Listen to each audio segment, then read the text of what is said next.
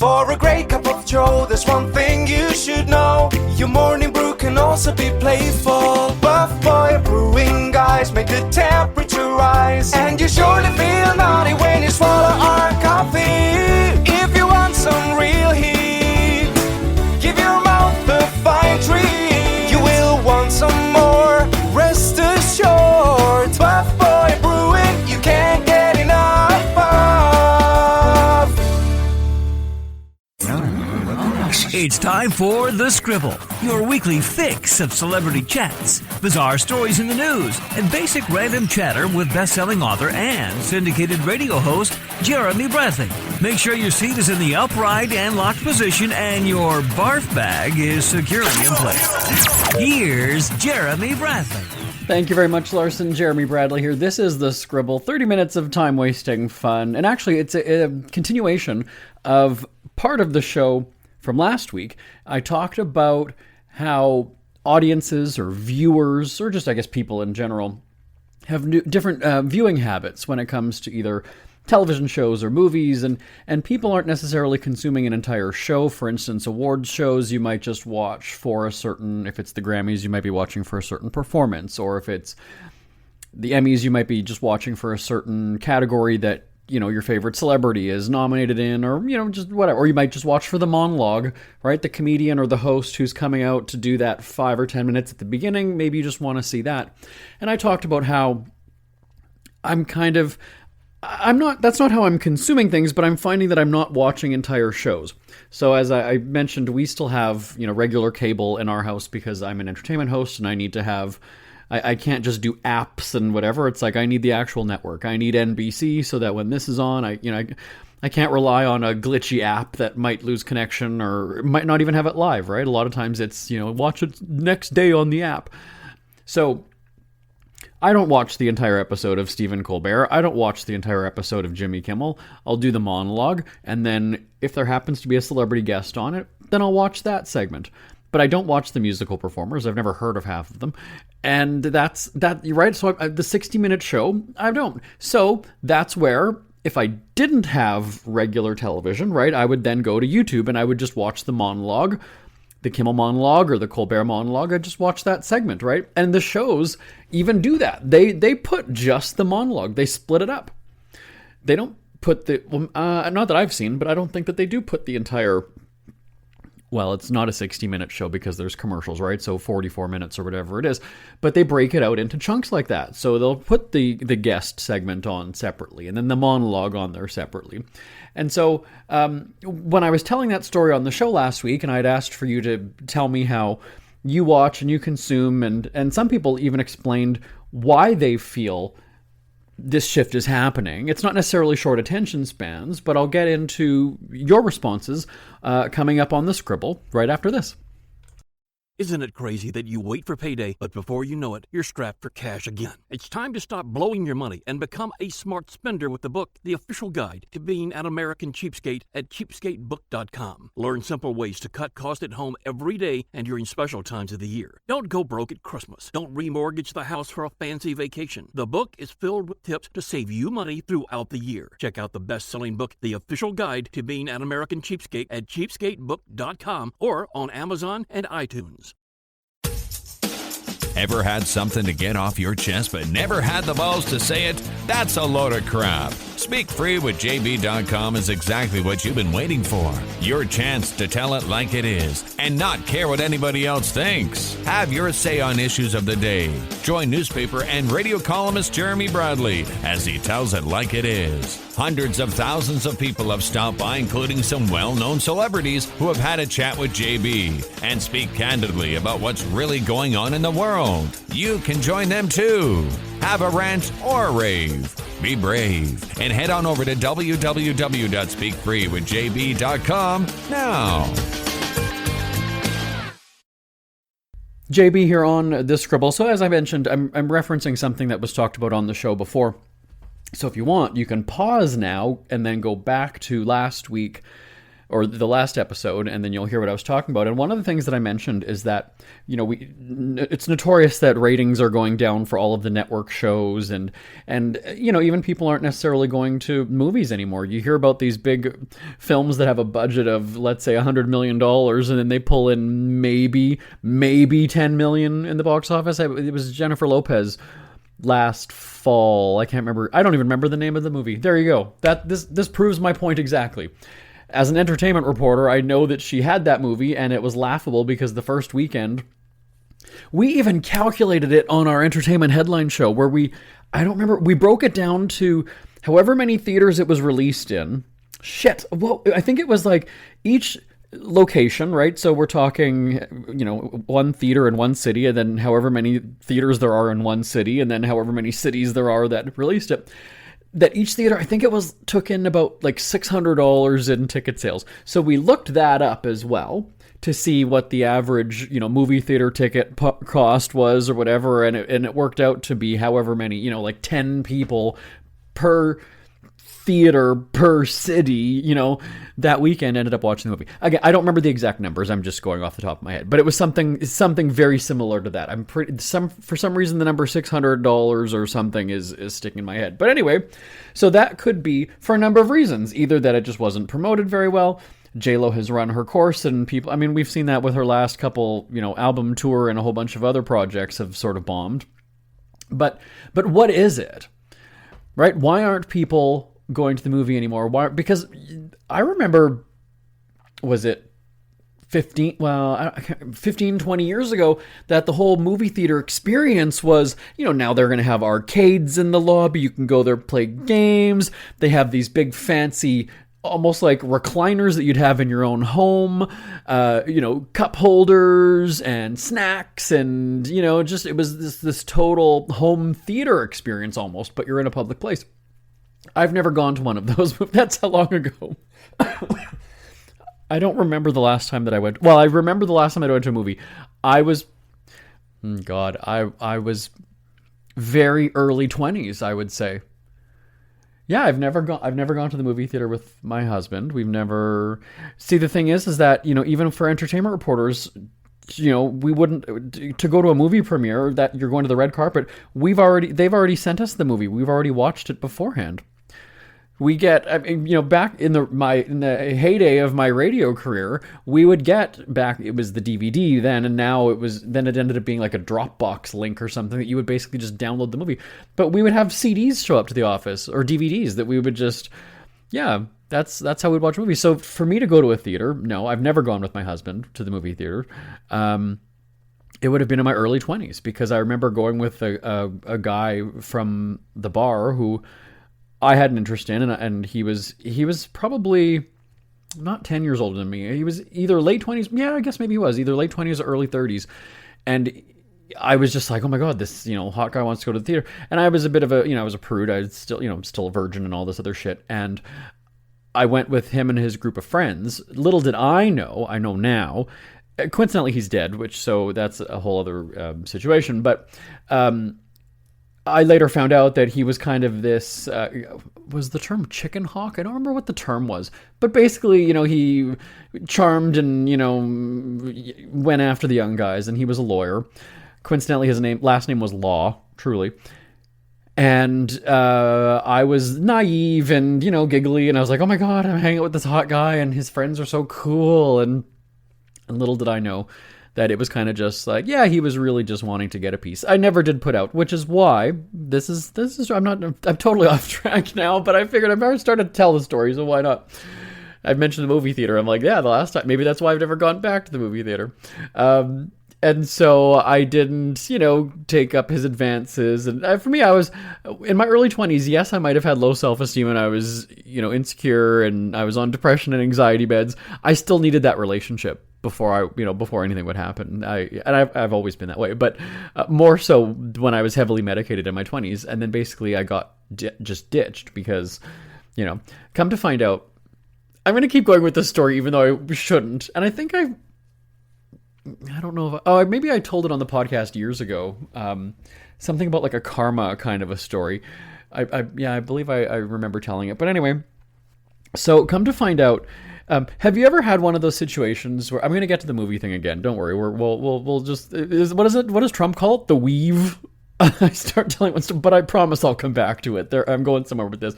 And truthfully, this is a much more entertaining story than the whole movie theater bullshit. But anyway, so have you ever had one of those instances where you think of somebody from your past, whether that was in school or a previous job or whatever, and you look them up, right? Then you Google them or you find social media and you type in their name.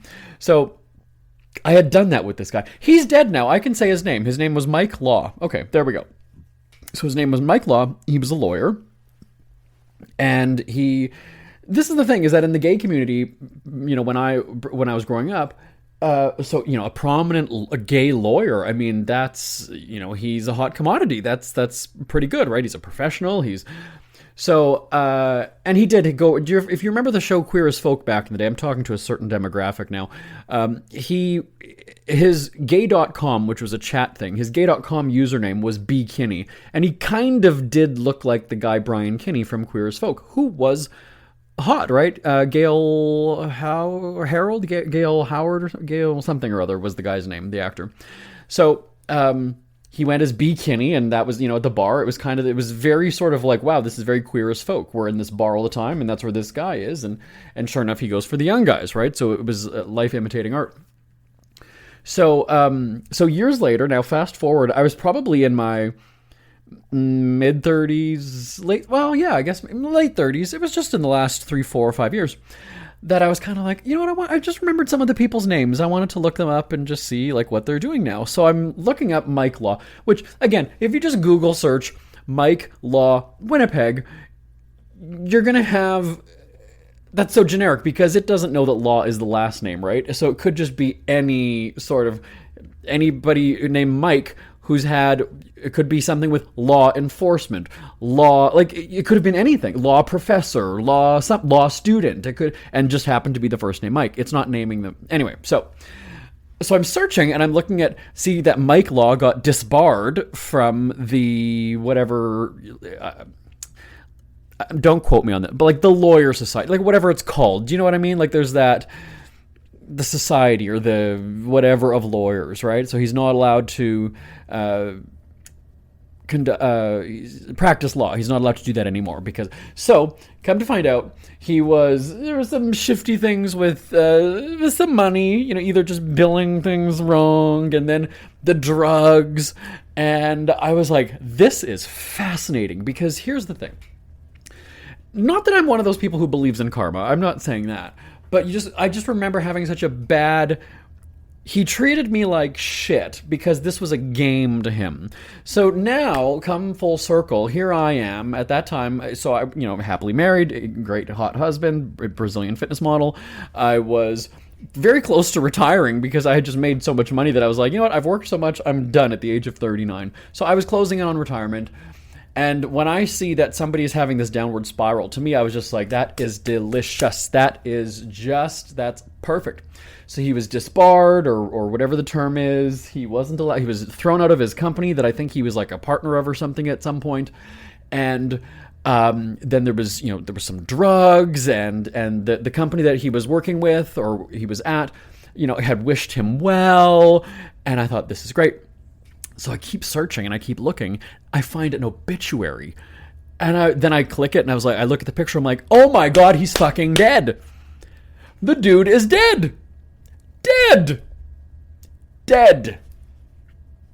At 40 something. I'd have to look up again. But, I don't know that he was in his 50s. He was probably, something in his 40s.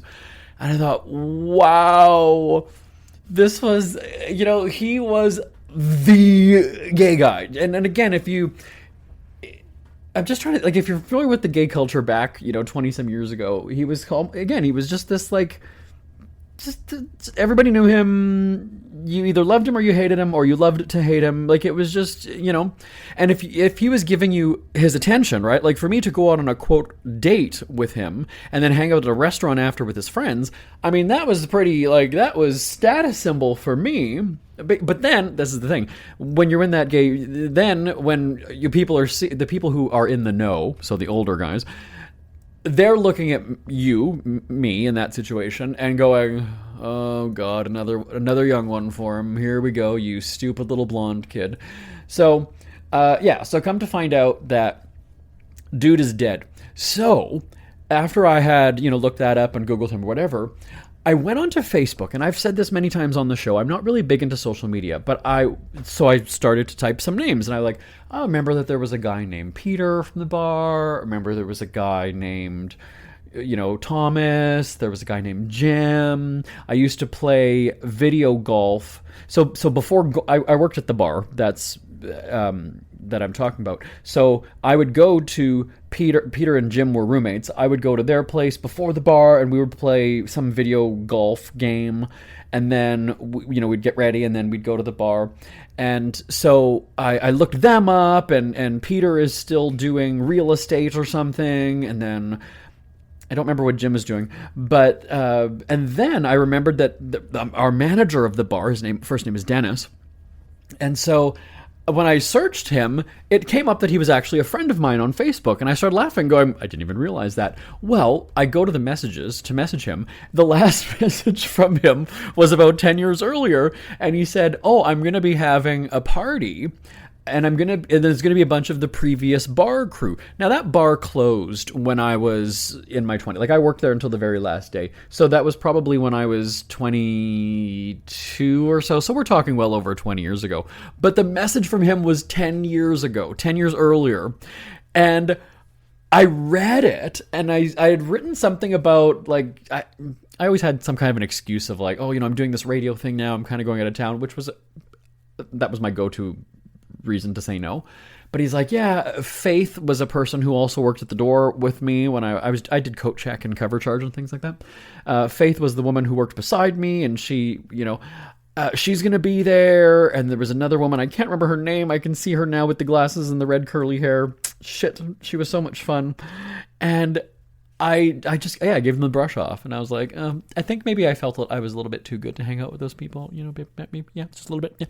So Dennis was the manager of the bar, and he was on the board, whatever. I had a great time with him. He was again, quite a bit older than me. And so I just decided to, out of nowhere, reach out to him. And this just happened like about a year ago that I did it. So I reached out to, maybe about 2 years ago. Yeah, about a year or 2 years ago. That I reached out to Dennis, my former boss, really. And again, I was, 21, 22 when I worked for him or for the bar. And now, I'm in at that time I would have been 40 or 41-ish. I'm 43 now. Dennis is well into his 50s. So I messaged him and said, oh my God, you know what? I'm in Winnipeg because, we split our time between Winnipeg and West Hollywood. Most of our time is spent in West Hollywood, but I happen to be in Winnipeg. And I said to him, like, we have to get together. Like, come on, we've got to catch up. This is, it's been 20 years since I've even seen you in person, and so he said, yeah. We ended up getting together a couple of days later. Yeah, it was a couple of days later. And it's funny because he works sort of in the neighborhood of where my house is. And I had to actually, this is where it was like it was fate. I actually ended up having to go to the mall kind of in between my house and his office. So I just said, well, there's restaurants or whatever. There's a sit-down restaurant in that mall. I'll just meet you there. He was still working. I had retired from the radio shows. I had nothing to do. So we ended up meeting up at the mall. And it was, do you have those people in your life that you can go, we're talking literally decades without seeing, and we sit down. It was like 20 years ago. I love having that kind of experience. That is so much fun to me. I love that. I love just randomly reconnecting with somebody or running into them or just randomly messaging and go like, let's go and just do whatever. So we sit down, we have lunch. Because I wanted to get to the Mike Law thing, right? Dennis definitely knew Mike Law. So, we were having lunch. Oh, and he wanted to meet my husband, and Charles wasn't, we just wasn't available. I don't remember what happened. So it was just the two of us, which my husband wouldn't have had fun anyway, because, you're going to have two people reminiscing and, going down memory lane, and my husband's just going to be sitting there like, I'm fucking bored anyway. So, Dennis and I are, we go to this place, we have lunch, and we just pick up like right where, we left off. He was, I know what when our bar closed, I knew what he had gone on to. I knew what his profession was. But, we lost touch after a little while, so I didn't know what he was still doing. So, he filled me in on that. He knew about the radio stuff because also at the same time, I was a media personality in Winnipeg for many years. So whether you're keeping up with me through direct interaction or you just happen to see me on the news or whatever, it was sort of easy to kind of understand what I was doing with my career and my life. So we're sitting having conversation, and I knew that I was going to bring up Mike Law. So I'm just laughing about how, we're such gay gossipers, but whatever, in our 40s and 50s. And so I said, what's going on with Mike Law? I saw, he's like, dead. And even the way that he said that, I was kind of like, oh, so I guess the mourning period is over? Just really? And so I said, what's going on? And he starts telling me the story. Now, again, it's alleged, but again, the guy's dead, so, So my former boss and my rekindled friend had said that there was some thing where, he had a guy over to his apartment or to his place. Drugs were abound and snorted or consumed.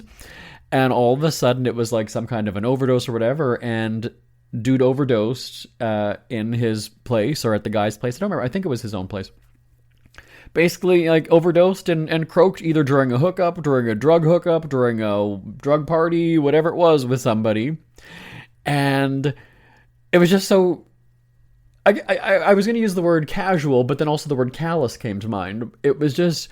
Both of us sitting at this table just kind of laughing because the way Dennis described it was, if ever there were the most spectacular downward spiral in history, it's Mike Law. That was basically the way that he described it. So this is somebody, again, you're talking about somebody who's deceased, who had a family that loved him or whatever it was.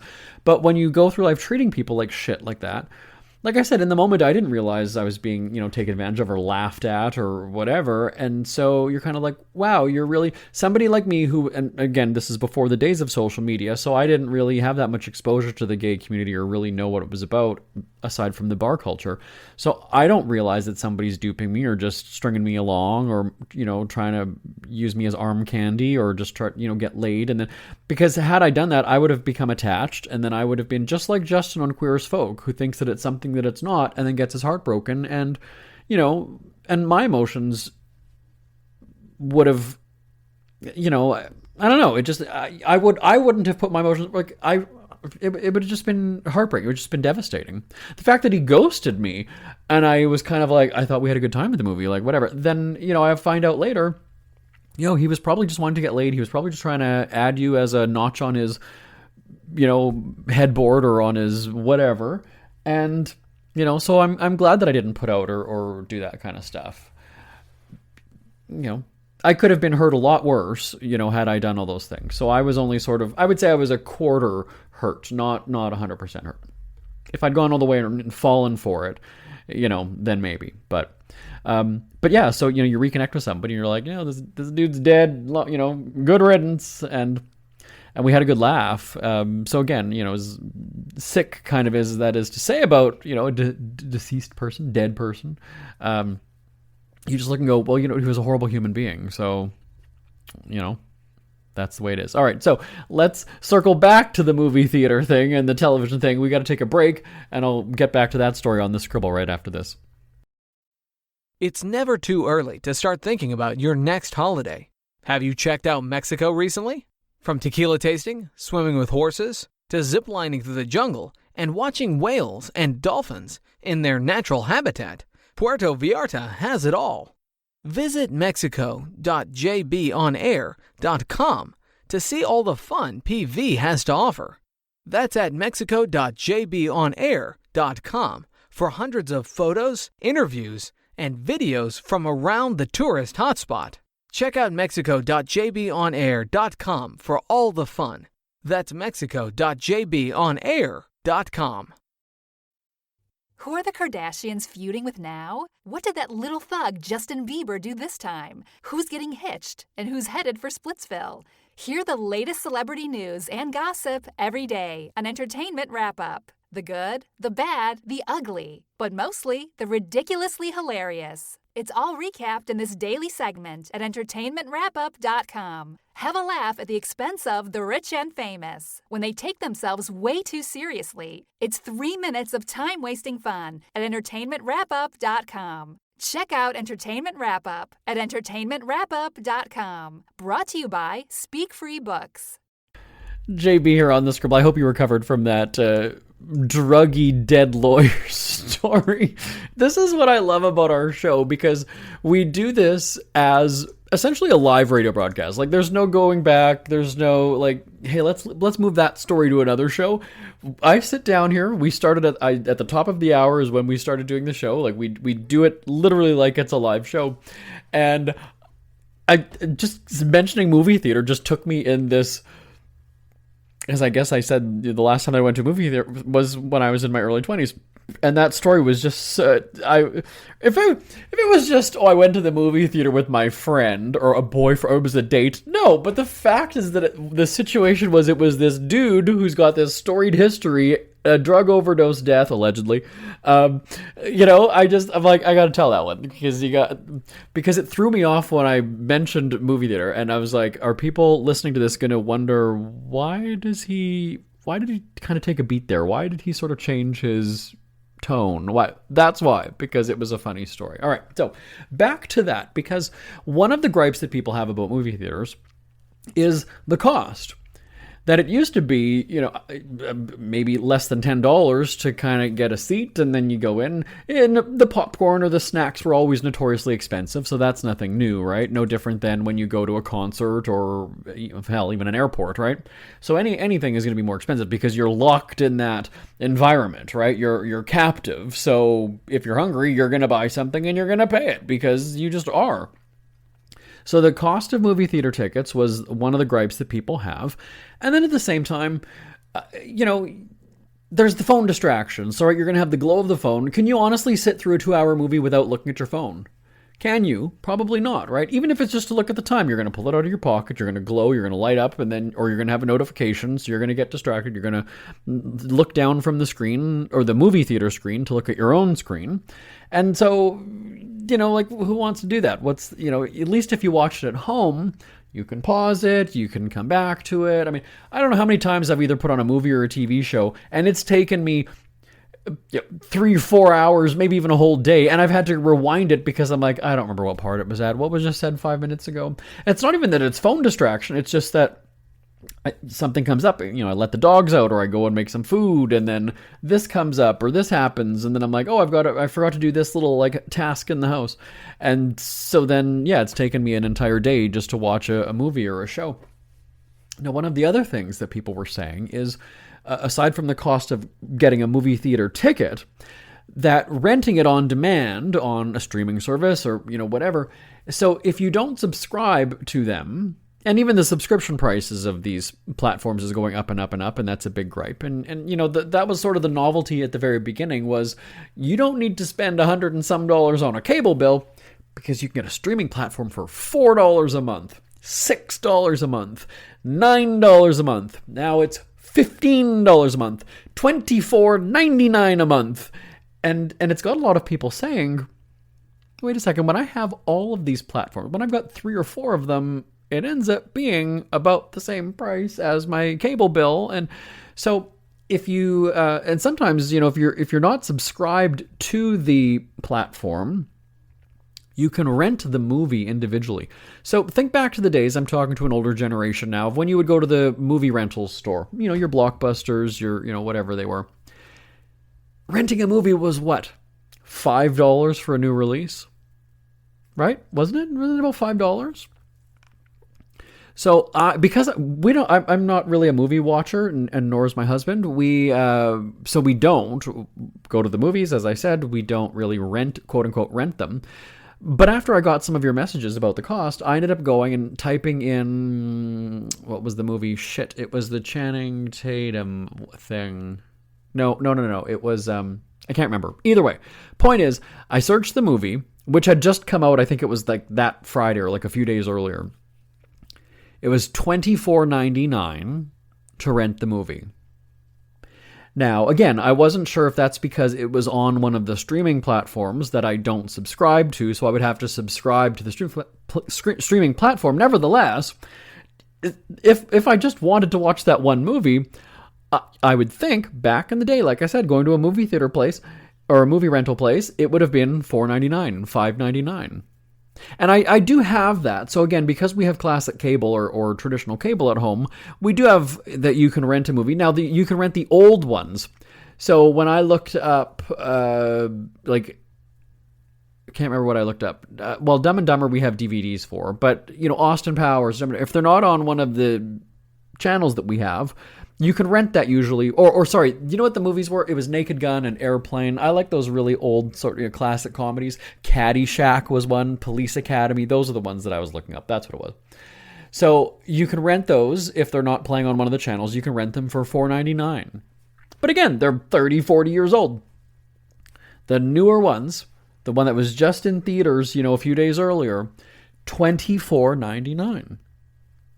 That's not even movie. They're charging you movie theater pricing to watch it on your couch at home. And that's where, again, I would sit there and go, I don't care how much I want to watch this movie. You know what? I'll wait until it drops down to the $4.99 pile on the digital scrollamabob on my TV. $25 to watch this fucking movie? No thanks. Nope, not happening. Not happening. Not doing it. Not doing it. I'll wait until somebody rips it and puts it on YouTube, and YouTube will interrupt mid-sentence with some stupid commercials that are spammy or AI or whatever, and then I'll eventually get back to the movie. I'll wait until it's free on YouTube, $24.99 for me to watch some new movie? No fucking way. And maybe that's because it tanked in the theater and they're like, hey, maybe we'll get some idiots to pay for it on their on-demand purchase. Not happening. So, you look at something like that and go, yeah, that's greedy. That's not... Again, that VHS tape at Blockbuster Video, I was a kid when we were doing that. When we'd go on a Friday night, you'd go with your parents or, whatever it was. You'd go to the movie. My parents would get something. I would get, a cartoon. I enjoyed, Charlie Brown or the Jetsons or something like that. So I would get, one of those. We had, as a kid like I said, at 13, I bought a TV for myself because I had a job. Yes, I had a job, believe it or not, at 13 years old at the store out of the lake. So my parents had a VCR. My brothers had one downstairs. Maybe I didn't have it at the time. I was at 13, I wasn't watching Charlie Brown, I don't think, anymore. So I would still get my, or my parents wouldn't get something and they would just let us get something because they would go out for the night or something and then we would watch, right? I had the TV upstairs in the living room. My brothers had their one downstairs. We had movies to watch. And so I remember the kids' movies were 99 cents. And then, a new release, if you could get one, right? That's where you'd have the whole row of them or the whole rack, the shelves of them, and it was just the case, right? And if there was no videotape behind it, then it wasn't available. And so, it was about $5 to rent a new movie. So, now, because I'm from that generation that I know that that's what it costs to rent it, and again, you'd get it for maybe one day, which is exactly what happens when you download it at home. Or you rent it at home, you're not downloading it, you're renting it, is that you get it for either 24 or 48 hours, just as you would in that store. And, but why has the price gone up $20? Right? You'd think, this is, in my head, the fact that was a physical product, it was a VHS tape, it had wear and tear, you'd think that would cost more. This just to transmit it to my house, but it's that, whether it's the convenience of it or there's no way it does not cost that much. So this is where people are going to boycott and say, you know what, fuck it. I can be entertained by free stuff on YouTube for the next 3 days straight and not have to pay a penny. Why am I going to spend $25 for this movie? Yes, it might be funny. Yes, it might have good reviews. Yes, it might be an artist or an actor that I want to see. But just no.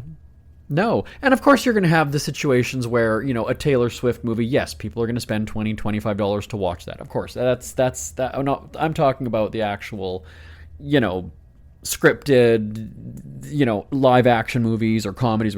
And even there's no comedies anymore. Like for me, I have no interest in, my big thing was I loved, as I just listed all those comedies, right? Naked Gun, Police Academy, Caddyshack, I like a comedy. I have no interest in these, Martians are coming down, or there's, I can't get into that whole sort of fantasy land of it's another world, or there's foreign beings and there's this and whatever. I like a regular kind of laughable story, and they just don't make those anymore. I think the last one that I saw that I really liked was Bridesmaids, and that's 10 years ago now, more. I mean, yeah, I just don't like movies. I got no interest, especially I'm not going to pay $25 to, just rent something. And so that's a big thing. Consumers are pissed off and go, you know what, I'm not going to spend that. So the other thing, the other complaint that people have is that, and I kind of alluded to it earlier by just saying there are so many streaming platforms that you don't have that loyalty anymore. You just don't. So back in the day, let's go back to those days of when it was just television and you had a limited number of television channels and everybody was watching, Full House that night. Everybody was watching Home Improvement. Everybody was watching Friends. Everybody was watching Seinfeld because the choices were limited. So you're sort of forced into that. And then people thought it to be problematic and go, well, let's just open it up so that now you can watch anything about anything, anywhere, anytime, on any device, and this was going to be a good thing. And so I talked about it last week on the show because, that's really cut the ratings, right? So these stars of Friends, your Lisa Kudrow, your Jennifer Aniston, your Matt LeBlanc, your David Schwimmer, whoever, they're going to be making $1 million an episode is what they were, right? They that made headlines that they each agreed to be paid the same. They were making $1 million. They were paid $1 million an episode. So a season of 24. I don't know. Generally, that's what a TV season was, upwards of 20 episodes, 20 to 24 usually. So you're looking at them getting, $25 million a year for their show.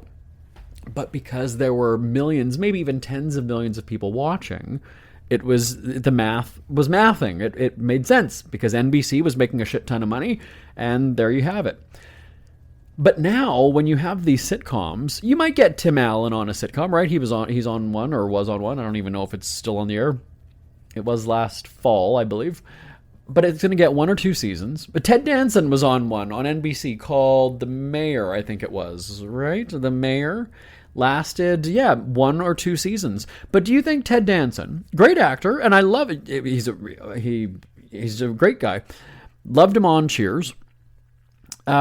But do you think that he's certainly not pulling numbers like Cheers? But again, that's just because the audience is so thinned out now because there are so many platforms. It's just so... But do you think he's going to come into The Mayor on NBC, and do you think he's going to be getting $1 million an episode for that? No fucking way. Yes, his name has clout. Absolutely it does. Maybe he could get a good couple million to do a movie, but when it comes to a television show, it's not happening. And that's why when you, a person like Anderson Cooper, let's say on CNN, he gets, the reports are anywhere between like $10 or $15 million a year. He just renewed his contract last December it was. And so it always has people wondering, wait a second, he's getting barely 500,000 viewers on his primetime show. Does that really command such a high salary? And that's the thing, is that they don't anymore. So you're going to have, actors, and I think I said this on the show last week, where everybody wants more opportunities, more platforms. But here's the thing, when you watch those award shows now, how many of the shows have you heard of? How many of the actors have you heard of? And you'd think that would be great exposure because now that's going to but people are just kind of like, why am I going to spend 3 hours of my time watching this award show when I've never even heard of half of the people or half of the shows? What's it? People devoting 3 hours straight to sitting and watching. And if you add in the red carpet, that's 2 hours there. So you got 5 hours of your Sunday and you can't name anyone. You don't know any of the nominees. So why bother? So I think what's happening is, yes, at the beginning of the streaming world, actors and producers or writers or whoever thought this is great. There's more opportunities. The platform is sort of opened up now to anybody. Anybody can make a movie. Now I think they're regretting that because those actors that used to be able to get $1 million for a sitcom episode are now going and saying, maybe TV acting isn't so good anymore. And like, oh shit, this kind of just obliterated my previous career or my industry. I've felt that way when blogs, I'm a trained journalist. I took journalism in school. I was a newspaper columnist. I'm a union writer. So for me, when blogs started, I mean, that was the most insulting thing. When somebody said, "Oh, I read your blog." No, excuse me, fuck off. It's a newspaper column in a unionized newspaper. Let's be very clear. You didn't read my blog? Nope. And same thing with the radio shows. I was a syndicated radio host. We had an audience of 300,000 people, and then somebody said they listened to my podcast. That is like a punch in the face. Just knock out my teeth. Again, as a trained, journalist, broadcaster, whatever, that's where I looked at bloggers and podcasters as like, no, don't say that. That's not. I'm not a podcaster. No, I am now. But at the time, to say your syndicated radio show where you're covering red carpets and interviewing celebrities and all this other stuff, that was an insult. I was like, I'm a legitimate broadcaster. When people say that you listen to now, everybody has a podcast. Everybody's a writer because of blogs. Or TikTok or social media, whatever platform. And so I felt that from the very beginning. I just thought this is, journalism is going down because everybody now is a news outlet because they are going to, record something and post it and editorialize or not get the facts and just, bullshit things and, citizen journalism. It's like, that's really, do you know what that is? That's just a nosy person in the neighborhood with a camera who's like, oh, I'm going to report the news. Are you doing exactly what a journalist does though? And, double check sources and gets another comment or another angle and opinion and facts and researches things? Or are you just going on basically what it looks like and just speculation? So that's what citizen journalism or independent media, I look at that and go, no, not the same thing. So that's where an industry like mine, journalism or broadcasting, is just so different now. And, it's a different world. And so, so making television, making movies, even music, where you have these AI platforms that can, I think it was last year, like with the top streaming, I don't know if it was gospel or what it was. It made headlines that it was an AI thing. And people are like, wow, that takes the heart and the soul out of music. Do people really have that kind of connection to music nowadays? Really? I mean, music is music, whether it was, generated by a computer. I mean, how many artists are going into the studio and it's actually live, purely their voice? Really? How many are not getting, computerized assistants? When I watch a fucking Dolly Parton concert and she sounds exactly the same in every fucking song that she sings in every city, I mean, and then I read the reviews after, and it's like, she sounded great. Her, it's how many years in her career. And you look at that and go, you can't tell that that's not a live voice, or that's not a live track. That's a recorded track. If the review, but again, that's a music legend, so you're not going to call her out for not actually singing. But again, I'm just like, that doesn't even sound real. It doesn't even sound live. How are people thinking she sounded great last night?